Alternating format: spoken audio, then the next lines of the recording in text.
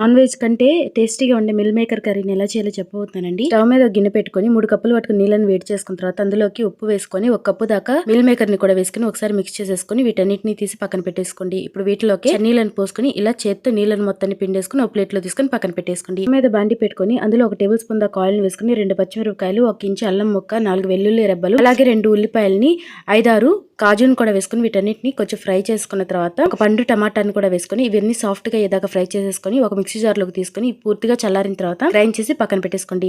అదే బండిలో 2 table spoon దాకా ఆయిల్ వేసుకుని ఓల్ గరం మసాలా దినుసులను కూడా వేసుకుని మనం మిక్సీ పట్టుకున్నటువంటి ఆనియన్ టమాటా పేస్ట్ ని కూడా వేసుకుని పసుపు, కారం, ఉప్పు, ధనియాలు, జీలకర్ర పొడిని కూడా వేసుకుని మొత్తం ఒకసారి బాగా ఫ్రై చేసుకున్న తర్వాత మనం పిండేసి పక్కన పెట్టుకున్నటువంటి ఆ మీల్ మేకర్ ని కూడా వేసేసుకుని మొత్తం ఒకసారి మిక్స్ చేసేసుకుని గ్రేవీకి సరిపడా నీళ్లు పోసుకుని సాల్ట్ కూడా వేసేసుకుని మూత పెట్టి మీడియం ఫ్లేమ్ లోనే 5 నిమిషాలు కుక్ చేసేసుకోండి. 5 నిమిషాల తర్వాత కసూరి మేతి అలాగే ధనియాల పొడిని వేసుకుని మొత్తం ఒకసారి మిక్స్ చేసేసుకుని గ్యాస్ ఆఫ్ చేసి కొత్తిమీర వేసేసుకుంటే సరిపోతుంది.